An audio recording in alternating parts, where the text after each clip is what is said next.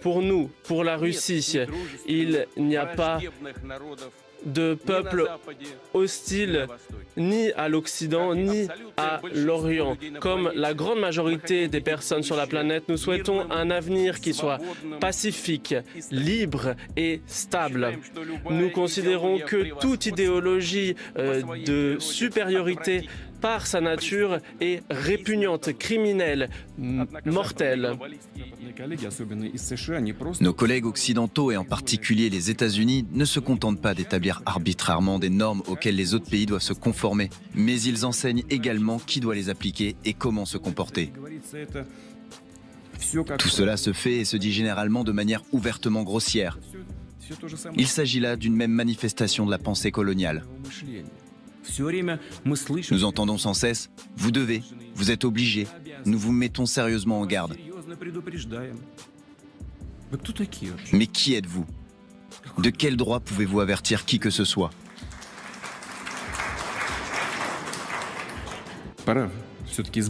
Il est temps de se débarrasser de cette mentalité coloniale. Je veux juste dire, essuyez vos yeux, cette époque est révolue depuis longtemps et ne reviendra jamais. Jamais. Chers citoyens de Russie, chers vétérans, camarades soldats et matelots, sergents et starchines, mitchman et praporchik, camarades officiers, généraux et amiraux, combattants et commandants des participants de l'opération militaire spéciale, nous célébrons la journée de la victoire. Une journée pour laquelle nos aïeux qui se sont glorifiés de par leur nom ont défendu la patrie. Par le prix d'un courage sans limite et de nombreux sacrifices ont sauvé l'humanité du nazisme. Aujourd'hui, la civilisation se retrouve à nouveau à une période charnière. Contre notre patrie, à nouveau, a été déclarée une guerre véritable. Nous avons repoussé le terrorisme international, nous défendons les habitants du Donbass, nous assurons notre sécurité. Pour nous, pour la Russie, il n'y a pas de peuple hostile ni à l'Occident ni à l'Orient. Comme la grande majorité des personnes sur la planète, nous souhaitons un avenir qui soit pacifique, libre et stable. Nous considérons que toute idéologie de supériorité par sa nature est répugnante, criminelle, mortelle. Cependant, l'élite globaliste occidentale continue à affirmer son rôle exclusif. Il divise la société, il provoque des conflits meurtriers et des renversements de pouvoir. Il sème la haine, la russophobie, le nationalisme agressif. Il refuse les valeurs traditionnelles qui ont été transmises dans les familles. Et tout cela pour qu'ils puissent continuer à dicter, imposer au peuple leur volonté, leurs droits, leurs règles et imposer leur système de violence et de soumission. Ils ont oublié ce pourquoi se sont battus les résistants face au nazisme. Ceux qui ont éliminé ce mal absolu et qui ont sacrifié leur vie pour libérer les peuples d'Europe. Nous voyons que dans certains pays, on détruit les monuments aux soldats soviétiques. On crée un culte pour les nazis et leurs complices et les monuments pour les véritables héros, on cherche à les détruire. Voilà cette insulte que l'on fait à la mémoire de ceux qui se sont sacrifiés, la victoire à la mémoire de cette génération.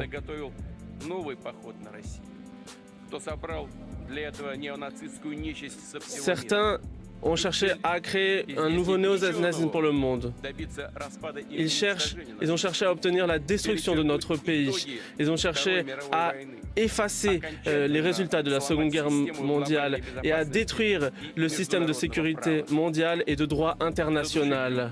Ils ont cherché à étouffer tout centre de développement souverain. Avec leurs ambitions et leur sentiment que tout leur était permis. Et c'est cela, la cause de la catastrophe que nous observons aujourd'hui en Ukraine, qui est l'otage d'un renversement du pouvoir et le régime criminel qui a été mis en place par les Occidents. Ce gouvernement marionnette a exécuté les plans étroits de l'Occident. Mais notre devoir de défense est sacré. Nous préservons cela dans notre cœur et nous rendons hommage aux participants de la résistance qui courageusement se sont battus contre le nazisme. Les combattants des armées alliées, des États-Unis, du Royaume-Uni et d'autres États. Nous rendons hommage aux exploits des combattants en Chine qui se sont battus face au militarisme. Je suis convaincu que l'expérience de la solidarité, de la lutte contre une menace commune est notre héritage précieux. Et aujourd'hui, alors que un mouvement pour un monde plus juste, multipolaire, naît, cela est particulièrement important. L'idée d'une sécurité indivisible, de chances égales pour tous et de développement égal de tous les pays, cela est très important aujourd'hui. Il est important qu'aujourd'hui nous soyons réunis à Moscou, que nous ayons des pays de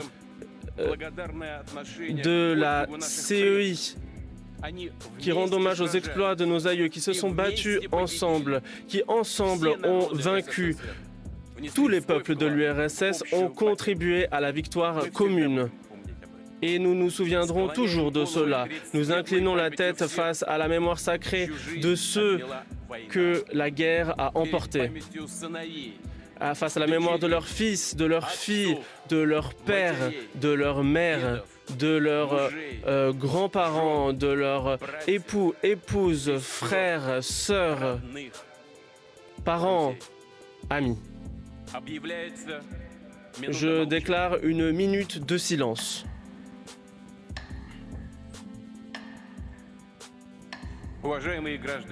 Chers citoyens de Russie, des batailles qui ont été déterminantes pour l'avenir de notre pays ont toujours été des batailles sacrées, populaires, patriotiques, et nous sommes fidèles à cela. Nous comprenons ce que cela signifie d'être digne d'accomplissements moraux et dans le travail et dans l'armée. Nous sommes reconnaissants à tous ceux qui se battent sur le front, qui assurent l'approvisionnement du front, qui sauvent les blessés. Il n'y a rien de plus sacré que votre travail militaire. C'est de vous que dépend la sécurité de notre pays, de l'avenir de notre État et de notre peuple. Vous remplissez votre devoir avec honneur. Vous vous battez pour la Russie. Vos familles vous soutiennent, vos enfants, vos amis. Ils vous attendent et je suis convaincu que vous sentez leur amour sans borne. Tout le pays s'est uni pour soutenir nos héros. Tous sont prêts à aider et nous prions pour vous. Camarades, amis, chers vétérans, aujourd'hui, dans chacune de nos familles, le sentiment, la mémoire des participants de la Grande Guerre patriotique est honorée. Nous nous rappelons de ces héros. Nous sommes aujourd'hui sur la place rouge, une terre qui se rappelle de Yuri Dolgorukhovich et des armées de Pajarski, de Kutuzov, les parades de 41 et de 45. Aujourd'hui, les membres de l'opération militaire spéciale sont ici. Ce sont des soldats et ceux qui participent à la mobilisation partielle. Ce sont les corps de Lugansk et Donetsk, les représentants de la garde nationale, du FSB, de différents services et ministères. Je vous salue tous, chers amis, vous qui vous battez pour la Russie sur vos terres, qui vous trouvez aujourd'hui sur les zones d'affrontement. Vous rendez hommage à nos aïeux, vous montrez qu'il n'y a rien de plus fort et de plus puissant et de plus solide que notre unité. Il n'y a rien dans le monde, rien de plus fort que notre amour de la patrie, pour la Russie, pour nos forces armées valeureuses, pour la victoire. Hourra!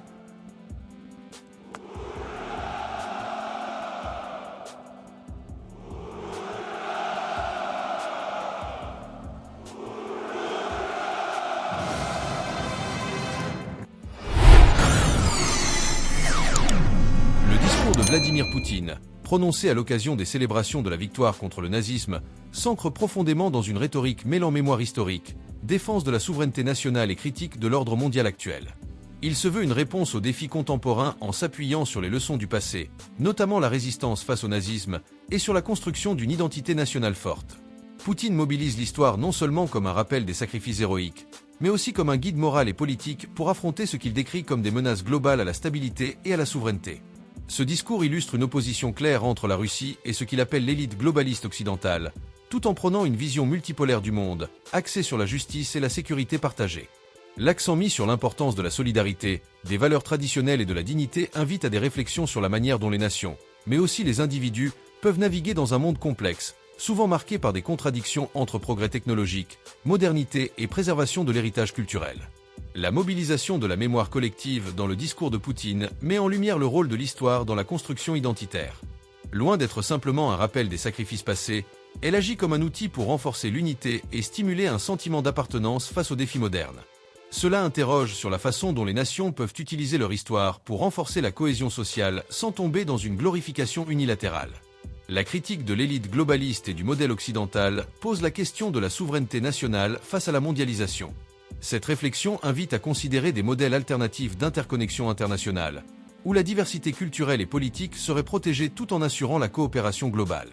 L'idée de solidarité face à une menace commune rappelle l'importance de l'unité dans les moments de crise.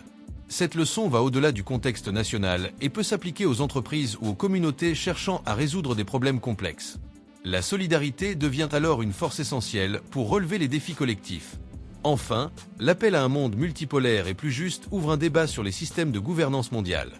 La vision multipolaire de Poutine pourrait inspirer des initiatives locales et internationales visant à équilibrer les pouvoirs et à créer des opportunités équitables pour tous les acteurs, qu'ils soient nationaux, régionaux ou individuels.